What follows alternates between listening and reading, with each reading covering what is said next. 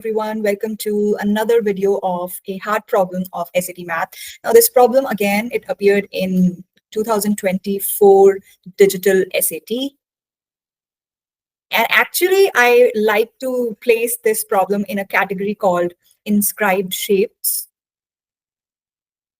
And SAT people love to give this kind of problem in which some shape will be inscribed in some other shape.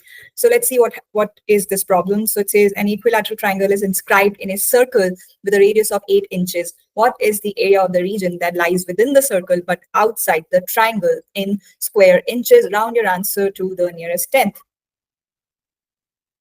So I have already drawn the triangle and the circle. So this looks like the Harry Potter Deathly Hallows thing. What was it? The circle was the invisibility cloak. The triangle was something, and then there was the elder wand. Yeah, it was kind of like this or this. I don't know. I don't remember what was the triangle, but if you remember what was the triangle in that Harry Potter thingy, there was a locket. I don't know, but okay. So we have an equilateral triangle inscribed in a circle. So this is a circle and there is a triangle inside. And the radius of the circle is 8 inches. So let's say this is the center of the circle and radius is 8 inches. So now it is up to you and you should be smart enough to decide which radius do you want to draw.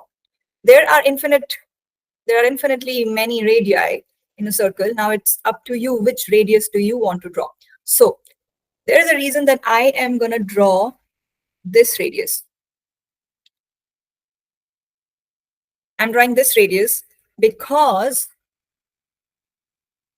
if I drop a perpendicular on the triangle, then I get a right triangle. So this is a perpendicular and I have a right triangle with me. And this radius is 8 inches. Now first let's think about how are we going to find out the required area. So the required area is the region which lies within the circle but outside the triangle. So area that lies within the circle but outside the triangle, well, that should not be too difficult to identify. We have to find out the area of this region, right? And I'm assuming that if you're preparing for SAT, then it should not be that difficult to deduce that in order to find out this yellow area, you will need to find out the area of the circle. And from the area of the circle, you will have to subtract the area of this equilateral triangle. Okay, now finding out area of circle is not difficult. We have the radius and that's what we need. So area of circle is pi r square. Radius is 8. So area of circle will be 8 square, that's 64. So 64 pi minus area of triangle. Now we have an equilateral triangle and you should know that area of an equilateral triangle is √3/4 times square of the side, but we don't know the side. And that's why we have created this radius. Now, if you see, okay, you should also know that in an equilateral triangle, all the angles are 60 degrees. All angles measure 60 degrees, okay? So that means this complete angle is 60 degrees and this radius actually bisects the angle, okay? So this angle, which is inside the triangle, that will be half of 60, so 30 degrees. And now you should know, okay, actually, I'll give you a hint. Now, we want to find out the side of the triangle, right? Side of the triangle is this. Okay. Now, instead of finding out this entire blue side, first we will find out the side of this triangle, side of the red triangle, okay? And we can do that. How? Just pause the video and think, how can you find out this yellow length? Well, you can do that by using trigonometry. Using your basic SOHCAHTOA, let's call this yellow side X, okay? So cosine of 30 degrees, SOHCAHTOA, is adjacent over hypotenuse.